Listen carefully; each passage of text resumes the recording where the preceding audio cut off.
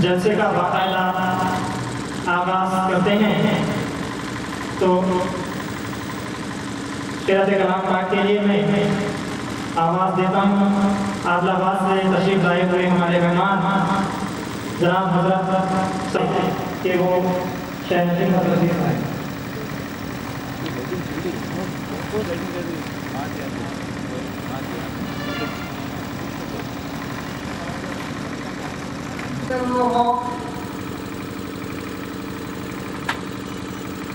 ودين الحق ليظهره على الدين كله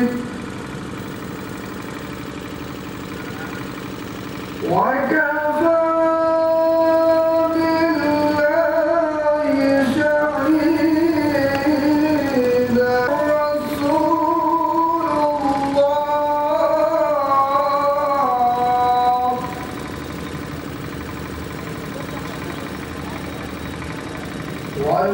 والذين معه أشداء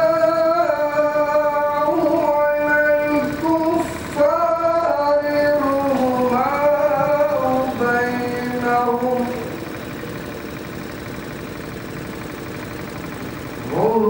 رحماء بينهم تراهم ركعا سجدا فضلا من الله ورضوانا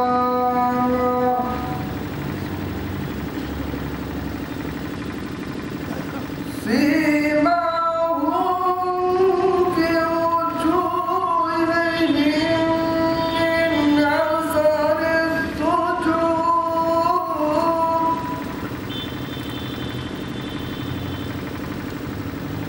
ذلك مثلهم في التوراة ومثلهم في الإنجيل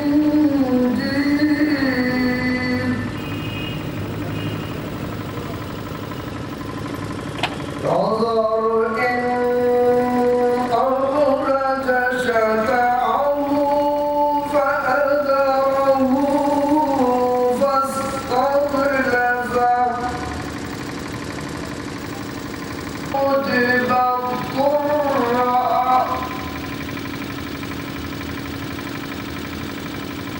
يعجب الضراء ليغيظ بهم الكفار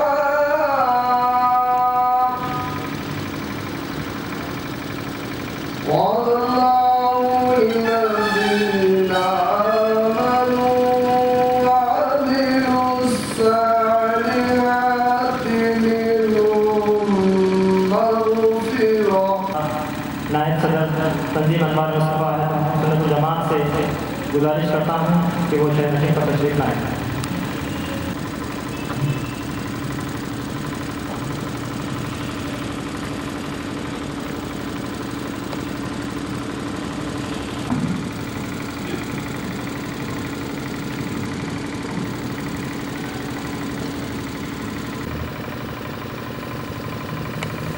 ابھی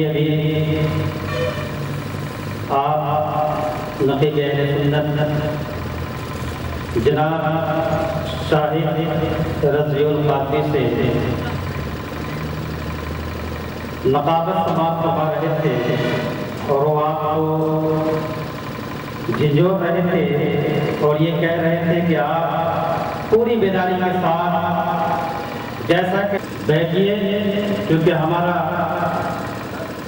آنے والا خطیب جو چل کر حیدرآباد کی سرزمین سے یہاں تشریف لائے ہیں، جیسا کہ ابھی آپ نے دیکھا کہ ہمارے ملت حضرت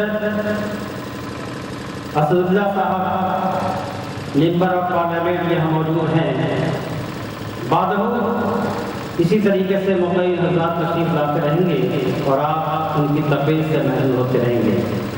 میرے کہتے حمد باری تعالیٰ کے چند شعر میں پیش کر رہا ہوں۔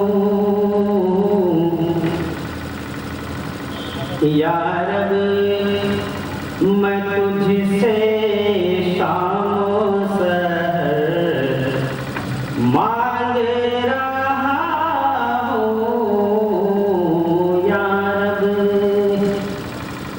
یا رب میں تجھ سے شام و سحر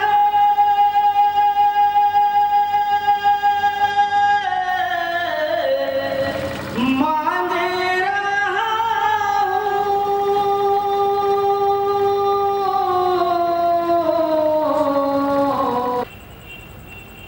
مجلس اتحاد المسلمین شاخ نرمل کے صدر اور رکن بلدیہ جناب عظیم پیر یحییٰ صاحب،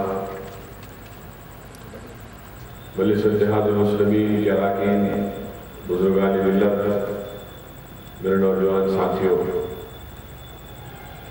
عزیزان ملت، اللہ سبحانہ وتعالیٰ قرآن شریف میں فرماتا ہے قل جاء زهق الباطل ان الباطل كان زهوقا۔ اس آیات مبارکہ کا ترجمہ یہ ہے کہ حق آ گیا، باطل کو مٹنا ہے اور باطل مٹنے کے لیے ہے۔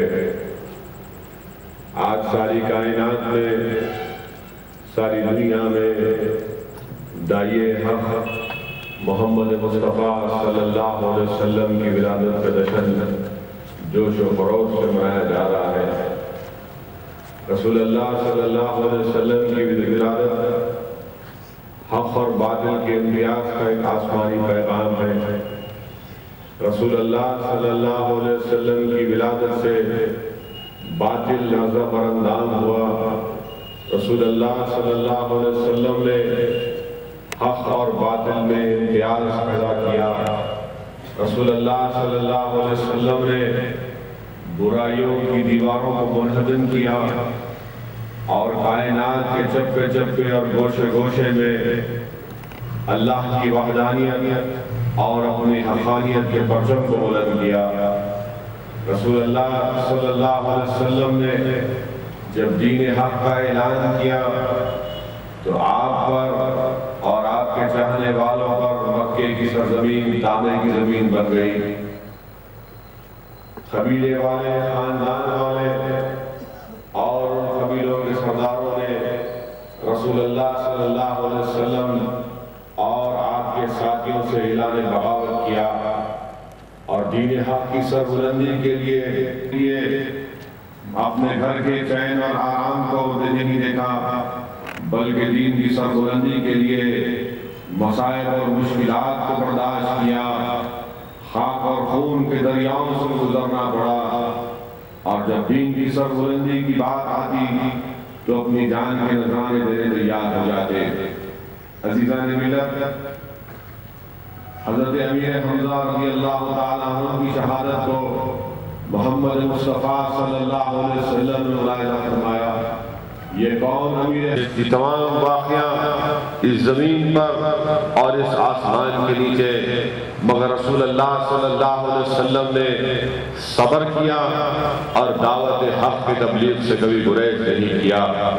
ایک وقت ایسا بھی آیا کہ باطل نے رسول اللہ صلی اللہ علیہ وسلم سے التماس کی کہ آپ اپنے دعوت حق کے پیغام کو بند کر دیجئے، اور اگر آپ سرداری چاہتے ہیں تو ہم آپ کو تمام عربوں کا سردار تسلیم کرنے کو تیار ہیں، اگر آپ دولت چاہتے ہیں تو ہم ساری دنیا کی دولت لا کر آپ کے قدموں میں رکھ دیں گے، اور پھر یہ کہا کہ اگر آپ عورت چاہتے ہیں تو ہم دنیا کا بہترین حسن آپ کی خدمت میں پیش کر دیں گے۔ ایسے نازک ترین وقت پر رسول اللہ صلی اللہ علیہ وسلم نے دین حق کی تفسیر صرف 2 جملوں میں بیان کر دی اور میرے آقا نے فرمایا اگر تم میرے ایک ہاتھ میں چاند کو رکھ دو گے اور دوسرے ہاتھ میں سورج کو رکھ دو گے تب بھی میں دعوت حق سے گریز کرنے والا نہیں ہوں۔ گویا سرکار دو عالم صلی اللہ علیہ وسلم اعلان فرما رہے ہیں کہ دین کی قیادت اور حق کا اعلان سرداری کے لالچ کے لیے نہیں یا پھر دولت کے انبار اکٹھا کرنے کے لیے نہیں، حسن و جمال کے لیے نہیں، بلکہ مرضی رحمان کے لیے کام کیا جاتا ہے۔ عزیزان ملت، پھر ہم یہ بھی دیکھتے ہیں کہ جن لوگوں نے اہل حق نے اللہ کی راہ میں مصائب اور مشکلات کو برداشت کیا ان کو اپنے گھر کا چین و سکون احمد بن حنبل رحمۃ اللہ علیہ قیادت کو للکارتے ہیں اور کہتے ہیں کہ اپنے محلوں کے پنکھوں کی چھاؤں میں یا پھر اپنے اونچے محلوں کی چھاؤں میں بیٹھ کر قیادت سزاوار نہیں ہو سکتی، قیادت امتحان طلب کرتی ہے۔ اور جب امام احمد بن حنبل رحمۃ اللہ علیہ سے پوچھا گیا کہ بتائیے امام احمد بن حنبل رحمۃ اللہ علیہ آپ کی زندگی کا سب سے خوشگوار لمحہ کون سا تھا؟ امام احمد بن حنبل رحمۃ اللہ علیہ فرماتے ہیں کہ جب بغداد کی سڑکوں پر میرے پیٹھ پر کوڑے مارے جا رہے تھے اور جب میں زخمی ہو رہا تھا وہی میری زندگی کا سب سے خوشگوار لمحہ تھا۔ تو معلوم ہو اللہ کی راہ میں اس دین کی سربلندی کے لیے اپنے جسم پر زخمی ہونا شراب پینے میں آتا ہے، ہم کو اللہ کی راہ میں جان دینے سے اس سے زیادہ سرور حاصل ہوتا ہے۔ یہ خالد بن ولید رضی اللہ تعالیٰ عنہ کے الفاظ۔ تو معلوم ہو عزیزان ملت کہ ہمارے اسلام تو ہم کو راستہ بتلا رہے ہیں کہ اگر اسلام کا دشمن ہماری راہ میں رکاوٹیں پیدا کرے گا یا پھر اسلام کا دشمن ہماری راہ میں کانٹے بچھائے گا یا مشکلات آئیں گے تو ہمارے قدم لرز نہیں کھانے والے۔ یاد رکھو مسلمانوں، حضرت عمار بن یاسر کی قربانی کو جنہوں نے اس دین کی سربلندی کے لیے بڑے بڑے مصائب اور مشکلات کو برداشت کیا۔ ام شریف رضی اللہ تعالیٰ عنہ کو کئی دن تک بھوکا رکھا جاتا اور اس کے بعد شہد اور روٹی دی جاتی۔ آپ بھوک کی تاب نہیں لا کر جب شہد اور روٹی کھا لیتے تو اس کے بعد جب پینے کے پانی کی پیاس آتی تو پینے کا پانی نہیں دیا جاتا۔ اور جب آپ نے اسلام کو قبول کر لیا تو اس کے باوجود بھی آپ پر ظلم ہوتا رہا۔ اونٹ کے ننگی پیٹھ پر آپ کو بٹھا کر کئی گھنٹے اونٹ کو بھگایا جاتا۔ ابھی بھی محمد مصطفیٰ صلی اللہ علیہ وسلم کے لائے دین پر قائم رہوگی تو فرماتی کہ ہاں جب تک میرے جسم میں جان ہے میں اس وقت تک اسلام پر قائم رہنے والی ہوں۔ عزیزان ملت، آج حالات اور وقت کا تقاضا یہ ہے کہ اسلام کی دین کی سربلندی کے لیے رسول اللہ صلی اللہ علیہ وسلم سے سچی محبت ہے تو دین کی سربلندی کے لیے ہم کو خاک اور خون کے دریاؤں سے گزرنا پڑے گا۔ جتنا مخالف شدت سے مخالفت کرتا رہے گا ہم اتنی شدت سے اسلامی خدمت سے محبت کرتے رہیں گے۔ اب یاد رکھو مسلمانوں، جن لوگوں نے مسلمانوں کی صفوں میں درار ڈالنے کی کوشش کی، جن لوگوں نے مسلمانوں کو تباہ و برباد کرنے کے منصوبے بنائے، جن لوگوں نے مسلمانوں کے اتحاد کو پارا پارا کرنے کی کوشش کی، اللہ نے کبھی ان کو کام تو وہ ہے آپ کے خلافات۔ شیخ عبداللہ کے ہتھیاروں نے مسلمانوں کا اتنا نہیں ختم کیا جتنا آپ کی سازشوں نے مسلمانوں کو ختم کیا۔ اس کی بہترین مثال اسپین اندلس کی تاریخ ہے کہ اسلام اور مسلمان اسپین میں باوقار زندگی گزار رہے تھے۔ کئی مرتبہ عیسائی اور یہودی حملہ کیے اسپین پر، بہت ہمیشہ ناکام ہوئے۔ جہاں مال کا نقصان کھانا پڑا تو یہودی اور نصرانیوں نے فیصلہ کیا کہ بجائے جان دینے کے یا جان لینے کے ہم کو ایسا منصوبہ بنانا چاہیے، اور وہ منصوبہ یہ بنایا گیا کہ قیادت پر اور مذہبی رہنماؤں کے اوپر الزامات لگا دیے جائیں، تہمتیں لگا دیے جائیں۔ منصوبہ یہ طے پایا کہ مسجدوں کے سامنے درسگاہوں کے سامنے، مدرسوں کے سامنے آوارہ عورتوں کو کھڑا کیا گیا، ان کے گود میں شیرخوار بچے دیے گئے اور ان سے کہا گیا کہ جب قوم کے معزز علماء نکلیں گے جن کے تعلق سے مسلمانوں کے دل میں حد درجہ ادب ہے، تو جب یہ نکلیں گے تم اپنی زبانوں سے کہنا کہ یہ جو فرشتہ جس کے دل میں تمہارے دل میں اتنا ادب اور عزت ہے یہ گناہگار ہے، اور ہمارے گود میں جو بچہ ہے یہ اس کے رات کا گناہ ہے، تو قوم مشتعل ہو گئی،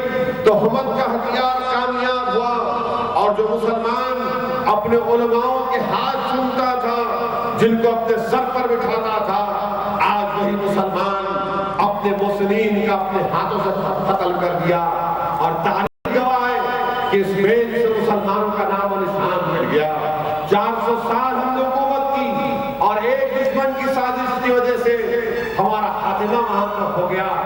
آج بھی اسپین کی مسجد خردباد ان سے پکار پکار کر کہہ رہی ہے مسلمانوں کہ حی علی الصلاۃ اور حی علی الفلاح کی صدائیں سننے بے چین اور بے قرار ہو۔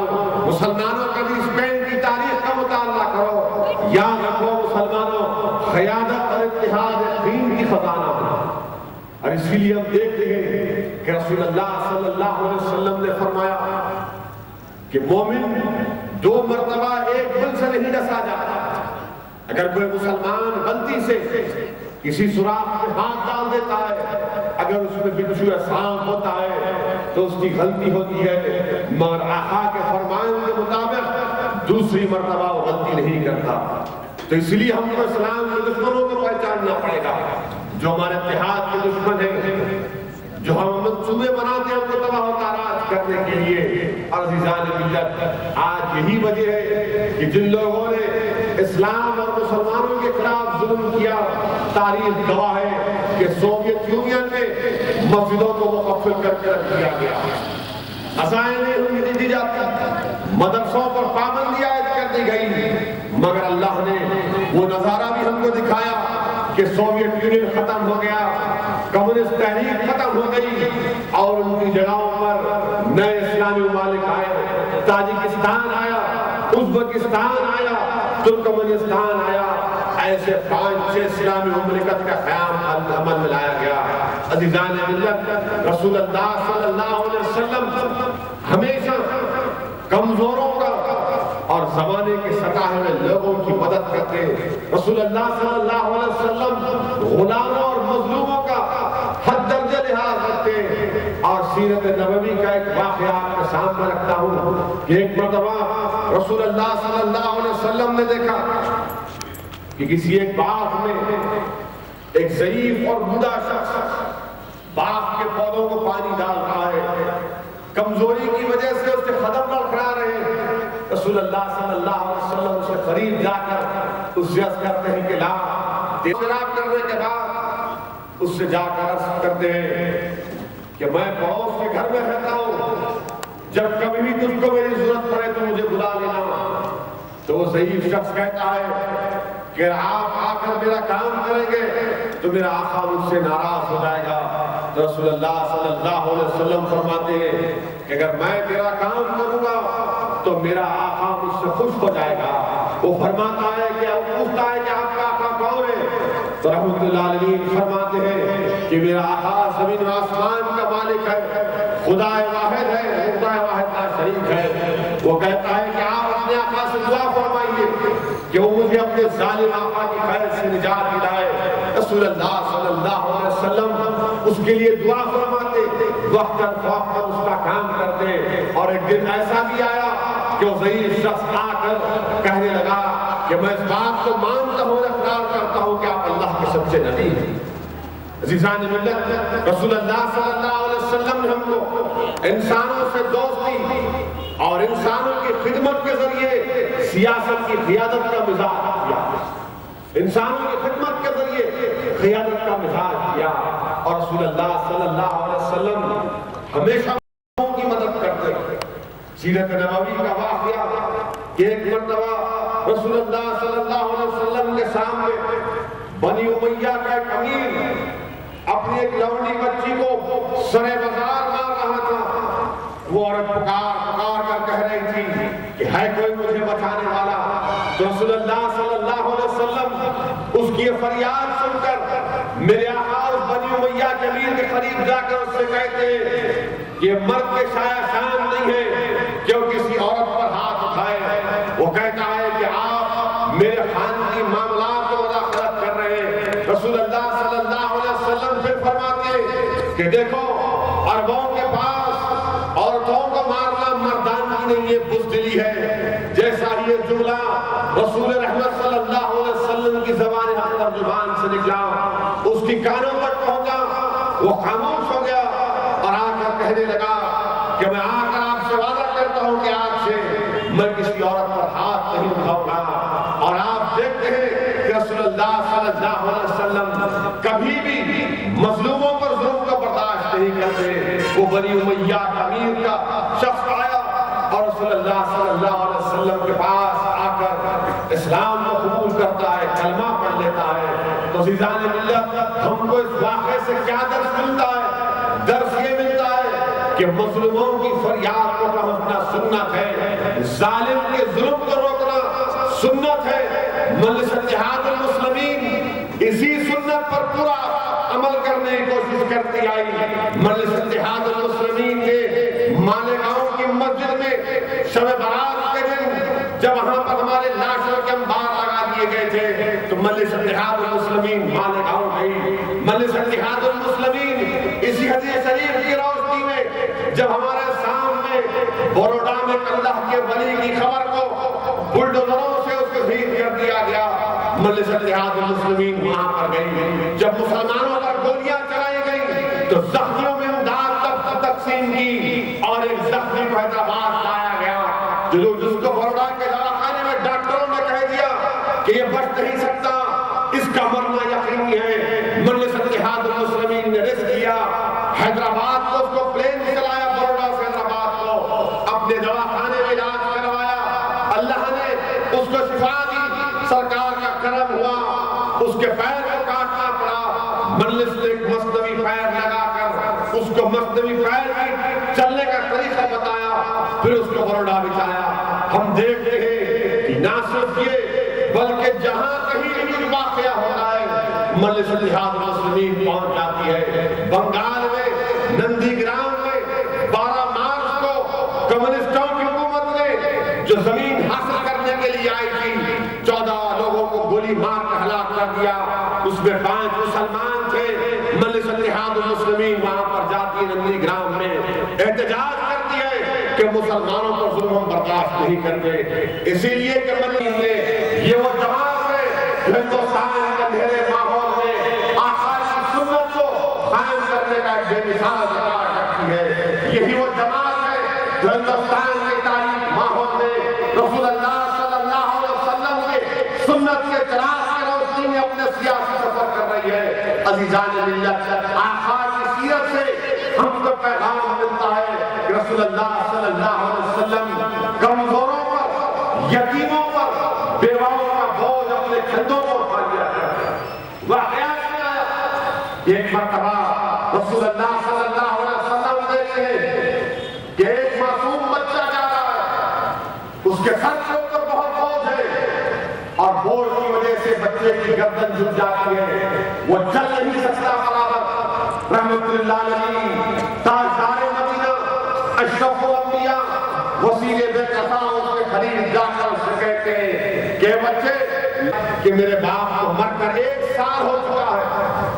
پھر رسول اللہ صلی اللہ علیہ وسلم سے بچہ کہتا ہے کہ میں اپنی ماں کا ایک ہی لڑکا ہوں، کوئی اور لڑکے نہیں ہیں، اسی لیے مجھے گھر کا کام کرنا پڑتا ہے. رسول اللہ صلی اللہ علیہ وسلم سید الانبیاء فرماتے ہیں کہ جب کبھی بھی تیرے پاس بوجھ ہوگا اور کوئی اٹھانے والا نہیں ملے گا تو تو مجھے بلا لینا، میں تیرا بوجھ اٹھاؤں گا. وہ بچہ کہتا ہے کہ میری ماں بہت غریب ہے، وہ آپ کو مزدوری نہیں دے سکتی. تو رسول اللہ صلی اللہ علیہ وسلم فرماتے ہیں کہ بچے تو جا کر اپنی ماں سے کہہ دینا کہ مجھے مزدوری کی فکر نہیں ہے، مجھے مزدوری میرا رب العالمین میرا اللہ مجھے کرے گا.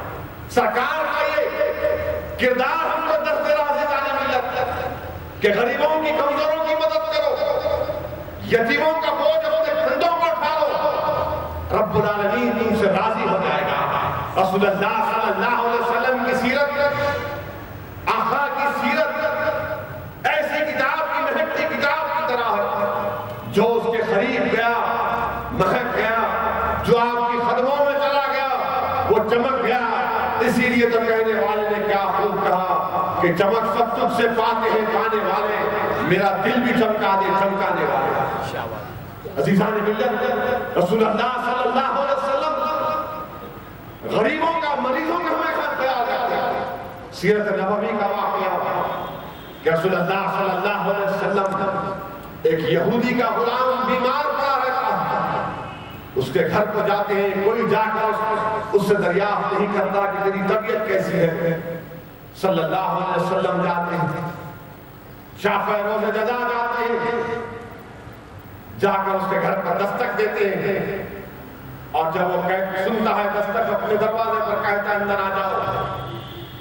جب رحمت اللہ العالمین اندر جاتے ہیں وہ کہتا ہے کہ تم کو میرے مالک نے بھیجا ہوگا میری خدمت کرنے کے لیے۔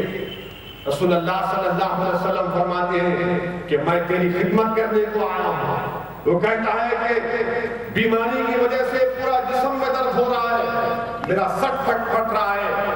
وہ رسول اللہ صلی اللہ علیہ وسلم سے کہتا ہے کہ ذرا میرے جسم کو دبا دیا۔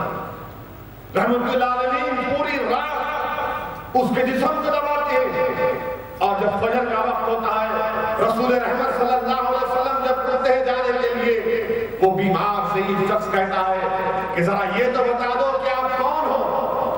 رسول اللہ صلی اللہ علیہ وسلم فرماتے ہیں کہ میں محمد صلی اللہ علیہ وسلم ہوں۔ تو بیمار شخص کہتا ہے کہ کیا وہی محمد صلی اللہ علیہ وسلم ہے جو اللہ کے نبی ہونے کا دعویٰ کرتے ہیں، رسول ہونے کا دعویٰ کرتے ہیں؟ تو آقا فرماتے ہیں کہ بلا شبہ میں اللہ کا رسول ہوں، بلا شبہ میں اللہ کا رسول ہوں۔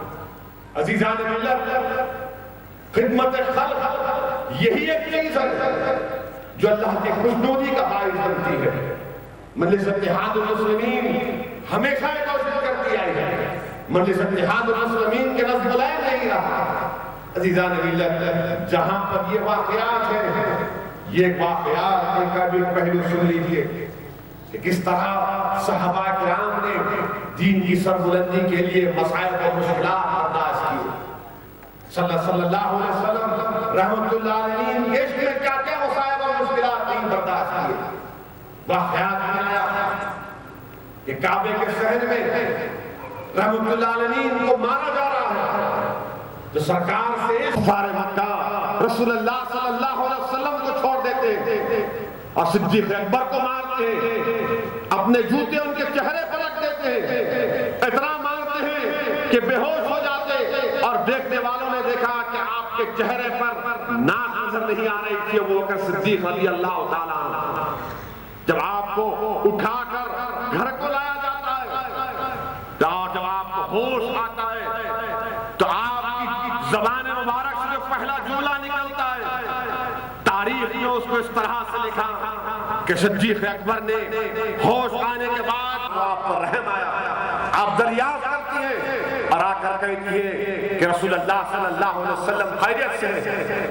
ابو بکر صدیق رضی اللہ تعالیٰ عنہ پوچھتے ہیں کہ کہاں ہے سرکار دو عالم صلی اللہ علیہ وسلم؟ آپ کو بتلایا جاتا ہے کہ دارالارقام میں وہ کہتے ہیں کہ میں اس وقت تک نہیں کھاؤں گا جب تک میں رسول اللہ صلی اللہ علیہ وسلم کو نہ دیکھ لوں۔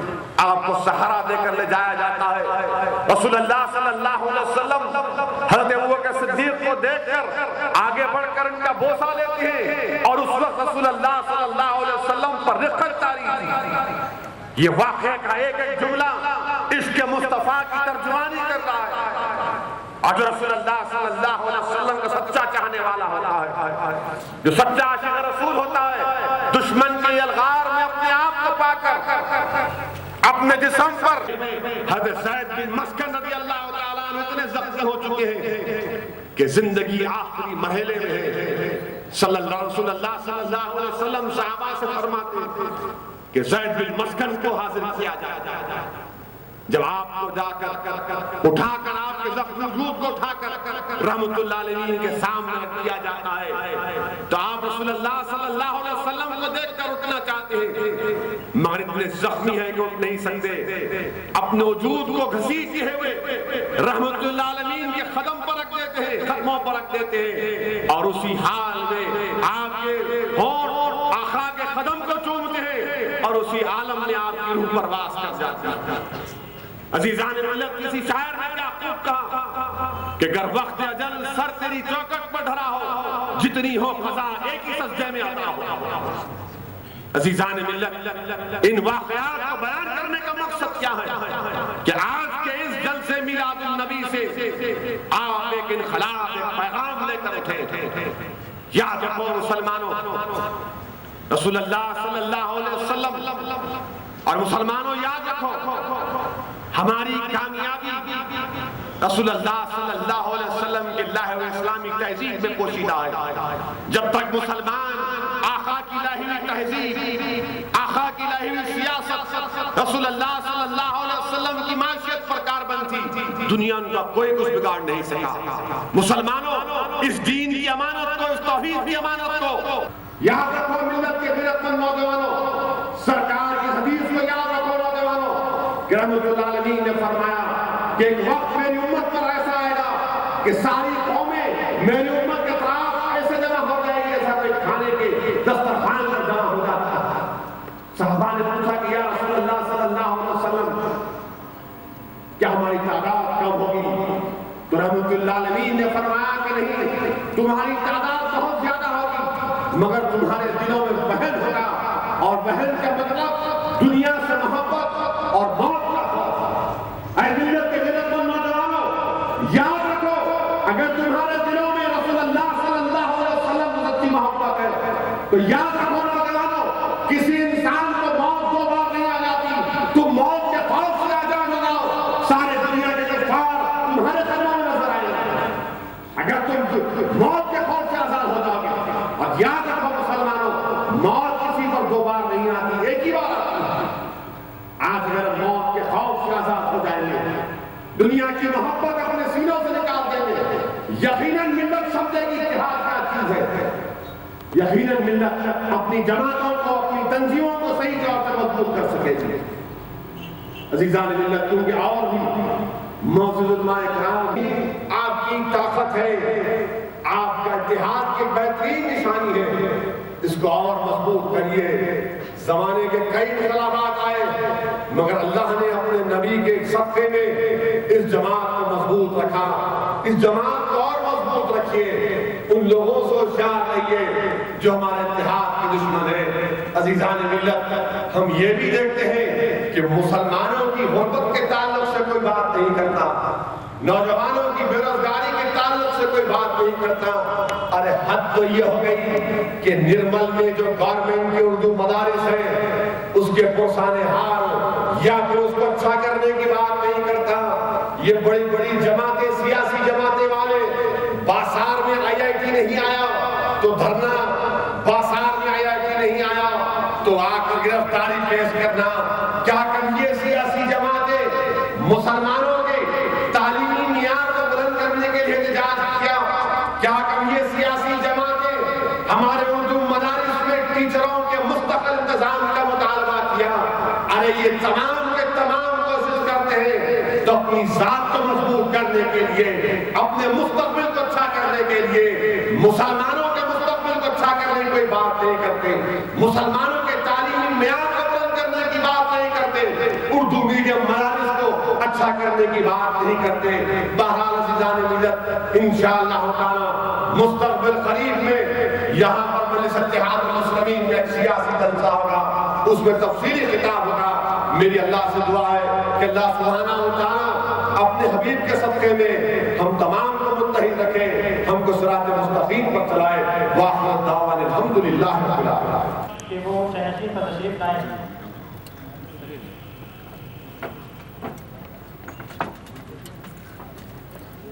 میں جناب محمد منیر شاہ قادری چشتی علوی صاحب قبلہ بیرولی خلیفہ حضرت علی بن محمد کمال صاحب سے خواہش کرتا ہوں کہ وہ دائز پر تشریف لائیں۔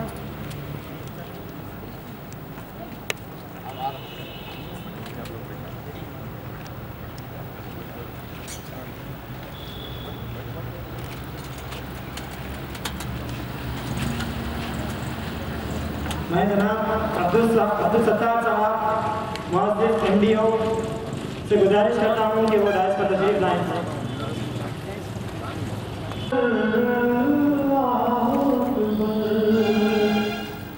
کعبے کی رونق کعبے کا منظر اللہ اکبر اللہ اکبر دیکھوں تو دیکھے جاؤں برابر دیکھوں تو دیکھے جاؤں برابر اللہ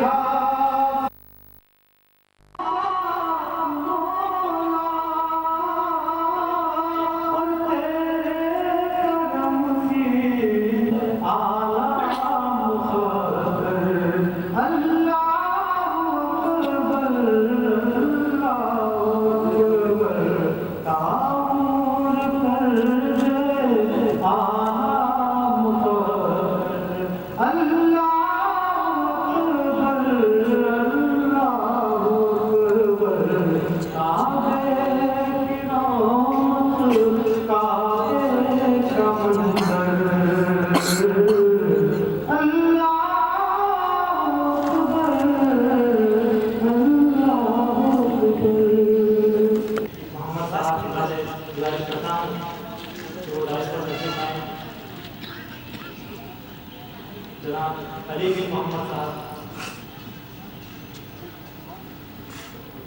تنظیم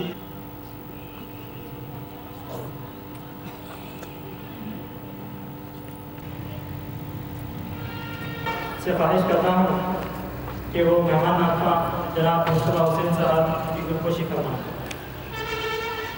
جناب ایوب خان رکبت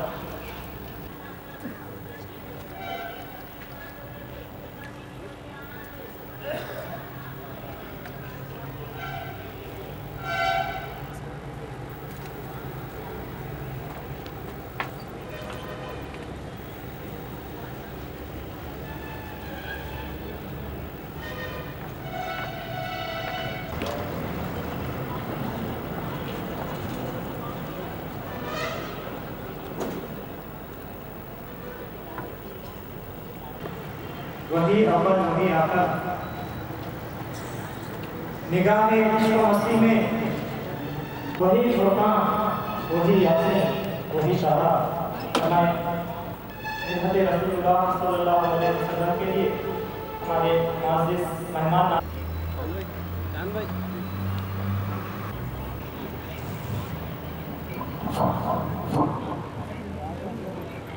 السلام علیکم ورحمۃ اللہ وبرکاتہ۔ بہت کم آ رہی ہیں، میں آپ کو بتاؤں کہ سلام کا کرنا سنت ہے اور جواب کا دینا واجب ہے، لہٰذا پھر سے سلام کرتا ہوں اور آپ तमाम हज़रात सलाम का जवाब दें। अस्सलामु अलैकुम व रहमतुल्लाहि व बरकातुहू। आइए नाते रसूल सल्लल्लाहु तआला अलैहि वसल्लम पढ़ने से पहले मैं जिस तरह से आपको दुरूद मुबारक पढ़ा हूँ, सब मिलकर के मेरे साथ पढ़ें। अस्सलातु वस्सलामु अलैका या रसूल अल्लाह, अस्सलातु वस्सलामु अलैका या हबीब अल्लाह, व अला आलिका। प्यारे आका अलैहि सल्लम के प्यारे जनाब हुज़ूर अकरम सल्लल्लाहु अलैहि वसल्लम ने इरशाद फरमाया कि ऐ मेरे सहाबा, एक दूसरे को सलाम किया करो। सरकार फरमाते हैं कि एक दूसरे को सलाम किया करो, मोहब्बत बढ़ेगी। आका फरमाते हैं कि एक भाई अपनी बहन को सलाम करे, मोहब्बत बढ़ेगी। एक बाप अपने बेटे को सलाम करे, मोहब्बत बढ़ेगी। बाप अपने बेटे को सलाम करे, मोहब्बत बढ़ेगी। एक बेटा अपने बाप को सलाम करे, मोहब्बत बढ़ेगी। तो सहाबे रसूल ने आगे बढ़कर के पूछा, या रसूलुल्लाह सल्लल्लाहु अलैहि वसल्लम, अगर आपसे मोहब्बत बढ़ाना हो तो क्या किया जाए? सुभान अल्लाह। सरकार फरमाते हैं अगर मुझसे मोहब्बत बढ़ाना हो तो मुझ पर कसरत से दुरूद पढ़ो। सुभान अल्लाह। इसीलिए सब मिलकर के मेरे साथ आवाज बुलंद पढ़ें। अस्सलातु वस्सलामु अलैका या रसूल अल्लाह व अला आलिका व अस्हाबिका या नूर अल्लाह सल्लल्लाहु तआला अलैहि वसल्लम। सल्लल्लाहु अलैका या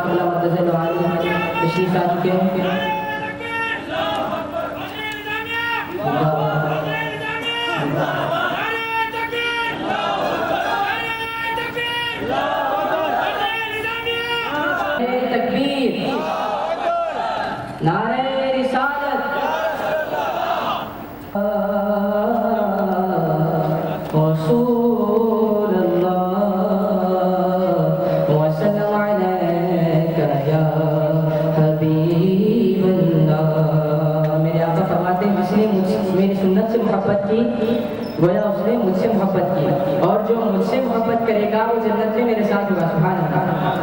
कौन कौन जन्नत में जाना चाहता है भाई? जन्नत में कोई नहीं जाना चाहता। हाथ उठाकर कौन कौन जाना चाहेगा?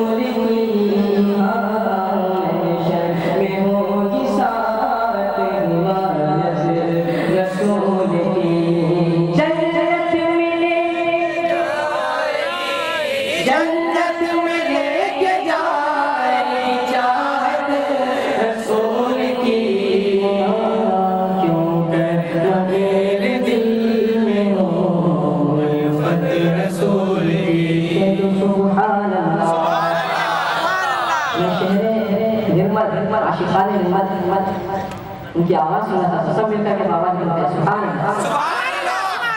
پیارے احمد صلی اللہ علیہ وسلم کے حضور اکرم صلی اللہ علیہ وسلم ارشاد فرماتے ہیں صحابہ کرام سے کہ میرے صحابہ کون ہے تم میں سے جو احد کے پہاڑ کو بتا کر فرماتے ہیں احد کے پہاڑ سے بڑھ کر نیکیاں کمانا چاہتا ہے؟ صحابہ کرام نے عرض کیا یا رسول اللہ صلی اللہ علیہ وسلم ایسا کون سا عمل ہے جس سے ہمیں احد کے پہاڑ سے بڑھ کر نیکیاں ملتی ہے؟ بولو سبحان اللہ۔ آقا فرماتے ہیں اے میرے صحابہ سنو سبحان اللہ، بولو سبحان اللہ۔ الحمدللہ ماشاءاللہ کہنے سے اللہ تعالیٰ احد کے پہاڑ سے بڑھ کر نیکیاں عطا فرماتا ہے۔ تو بولے گا نا انشاءاللہ سبحان اللہ، سب مل کر السلام علیکم۔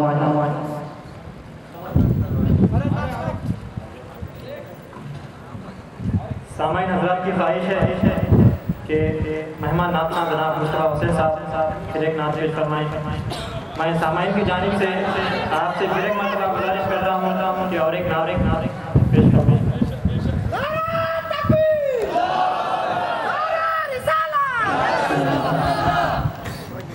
وسلم علیکہ یا حبیب اللہ۔ ایسا لگ رہا ہے آپ جاگ رہے ہیں، سبحان اللہ۔ پڑھیے صلی اللہ علیکہ یا رسول اللہ وسلم علیکہ یا۔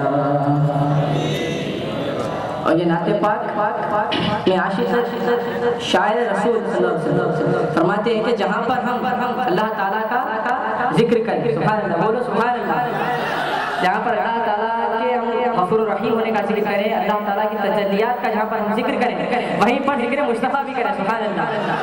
وہ فرماتے ہیں کہ جہاں پر اللہ کا ذکر کریں وہیں پر مصطفیٰ کے اختیارات کا، سبحان اللہ، ان کے جمال کا، مصطفیٰ کے رخسار کا، مصطفیٰ کے کمالات کا یہ بھی ذکر کریں۔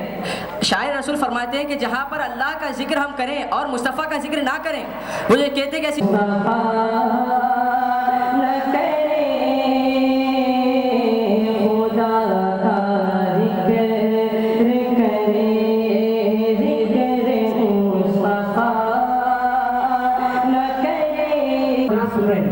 بولے گا انشاءاللہ سبحان اللہ۔ السلام علیکم۔ اے رضا خود صاحب قرآن مداح رسول، ہم سے پھر ممکن ہے کب مدحت رسول اللہ کی؟ بے شک سامعین اکرام ہم سے اس پاک ہستی کی مدحت مکمل طور پر بیان ہو ہی نہیں سکتی، لیکن عاشقوں کا یہ کام ہوتا ہے کہ وہ اپنے محبوب کے ذکر سے محتاج تعارف ہے نہ محتاج تعریف۔ آپ خطابت کے شہنشاہ ہونے بچہ بچہ نور کا، تو ہے عین نور تیرا سب گھرانہ نور کا، تو ہے عین نور تیرا سب گھرانہ نور کا۔ میں حضرت قبلہ سے گزارش کرتا ہوں کہ وہ آج کے ہمارے اس جلسے سے مخاطب فرمائیں۔ الحمدللہ رب العالمین، صلی اللہ علی سید الانبیاء والمرسلین وعلى جميع الأنبياء والمرسلين وعلى الملائكة المقربين وعلى آله وأصحابه أجمعين إن الله وملائكته يصلون على النبي وصحبه أجمعين۔ حضرت تقدس صدر المجلس دامن برکات المعالیہ وقابل اکرام جميع علماء کرام، مشایخین نظام، بزرگان ملت، قابل احترام جميع سامعین کرام، ہم پر اللہ خاص کا بے حد احسان ہے کہ اس نے اپنے محبوب نبی حضرت سیدنا محمد رسول اللہ صلی اللہ علیہ وسلم کے یہ مہینہ اللہ کے محبوب نبی صلی اللہ علیہ وسلم کے جہاں میں تشریف آوری کا مہینہ ہے۔ اسی مبارک مہینے میں اللہ تعالیٰ نے اپنے محبوب نبی حضرت سیدنا محمد رسول اللہ صلی اللہ علیہ وسلم کو کئی کمالات، کئی اوصاف کے جامع ان کا ادب خجالہ اور صبح و شام اللہ کی پاکی بیان کرتے رہو۔ اللہ پاک نے آیت کریمہ میں محبوب نبی حضرت سیدنا محمد رسولullah صلی اللہ علیہ وسلم کے اس جہاں میں بھیجنے کا بھی ذکر فرمایا، ان کے اس عالم میں میلاد شریف کا بھی تذکرہ فرمایا، اور کن اوصاف کے ساتھ آپ کو بھیجا گیا، کیسے خوبیاں دے کے بھیجا گیا، اس کا بھی اللہ پاک نے تذکرہ فرمایا۔ اے حبیب، ہم نے آپ کو شاہد و مبشر و نذیر بنا کے بھیجا۔ اللہ نے اپنے محبوب نبی صلی اللہ علیہ وسلم کو کئی کمالات دے کے بھیجا ہے، مگر اس آیت کریمہ میں ان کمالات میں سے بعض کا ذکر فرما رہا ہے۔ اللہ پاک جن جن خوبیوں کے ساتھ، جن جن اعلیٰ درجے کے اوصاف کے ساتھ اپنے محبوب نبی صلی اللہ علیہ وسلم کو اس عالم میں بھیجا ہے، اس کے کچھ اوصاف اللہ نے اس آیت کریمہ میں بیان فرمایا۔ اس کے بعد تمام لوگوں سے خطاب کر کے فرماتا ہے، میرے حبیب کو میں نے اس عظمت و شان کے ساتھ اس لیے بھیجا ہے تاکہ لوگوں تم اللہ پر اور اس کے رسول پر ایمان لاؤ، اور آگے فرمایا وَتُعَذِّرُوهُ وَتُوَقِّرُوهُ، اور نبی کی تعظیم کرو، نبی کی توقیر کرو۔ یہ ان کو بھیجا گیا ہے تاکہ لوگوں تم مجھ پر، میرے اس نبی پر ایمان لاؤ۔ پہلی بات دیا۔ تیسرے نمبر پر فرمایا اللہ نے صبح و شام اللہ کی پاکی بیان کرو، تمام عیبوں سے اس کی ذات پاک ہے، تمام نقائص سے، تمام کمزوریوں سے اللہ کی ذات پاک ہے، اس طرح اس کی خوبیوں کو بیان کرتے رہو، صبح و شام اس کی عبادت میں مشغول رہو۔ تین باتوں کا اللہ نے ہم کو حکم دیا، ایمان لانے کا اللہ اور رسول پر، نبی کی تعظیم کا، اور اپنی پاکی بیان کرنے کا اس آیت کریمہ میں۔ مگر ترتیب جس انداز کی اللہ نے رکھا ہے، پہلے نمبر پر ایمان کو رکھا، دوسرے نمبر پر نبی کے ادب کو رکھا، تیسرے نمبر پر اپنے مجھ پر، میرے رسول پر اور میری پاکی بیان کرو اور نبی کا ادب کرو۔ ایسا نہیں، نبی کے ادب کو آخر میں نہیں رکھا، بلکہ نبی کے ادب کو دوسرے نمبر پر رکھا اور اپنی پاکی بیان کرنے کو تیسرے نمبر پر رکھا۔ ایسا کیوں؟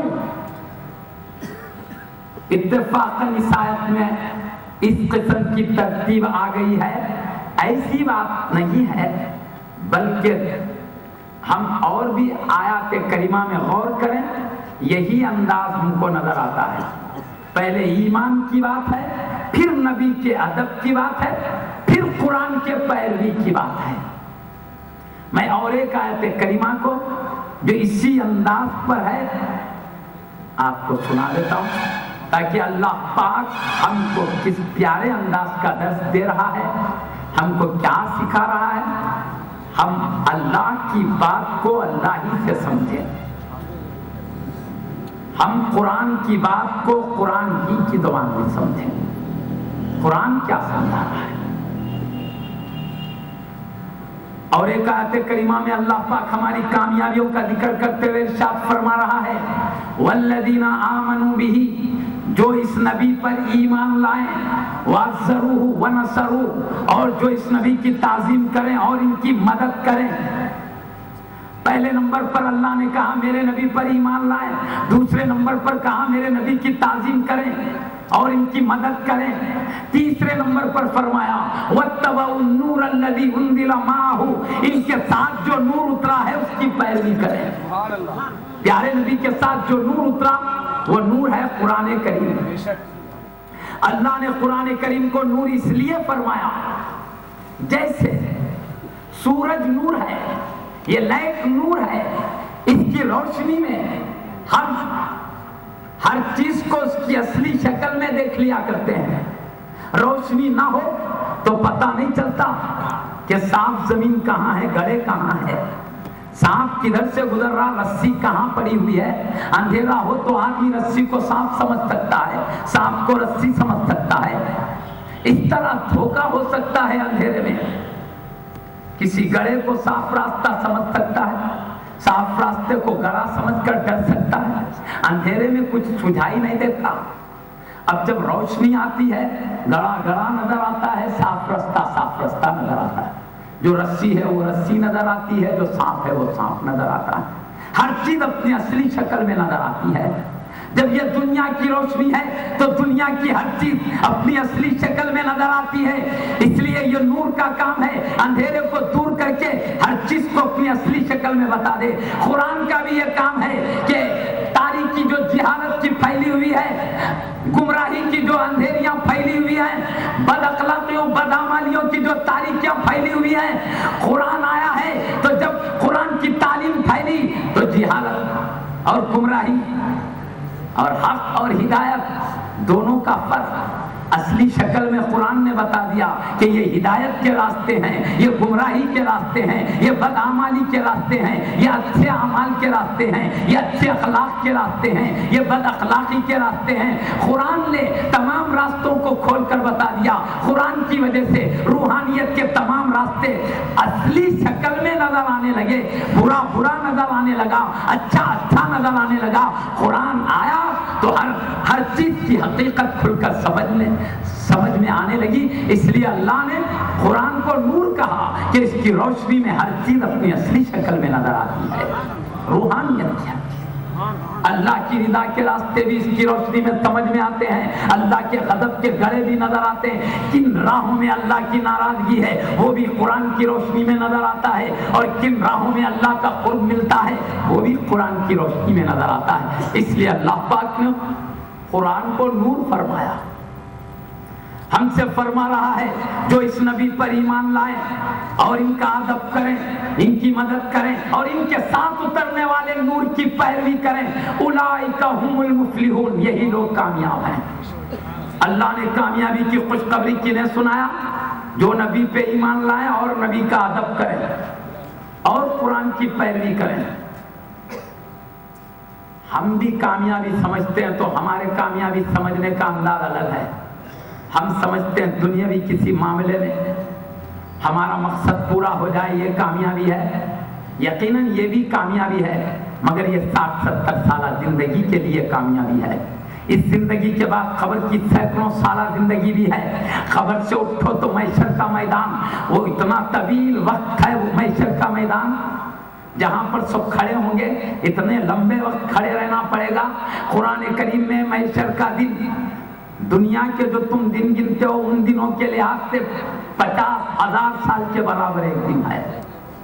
खबर में सैकड़ों साल की जिंदगी गुजारना है, मैशर के मैदान में 50,000 साल के बराबर जिंदगी गुजारना है।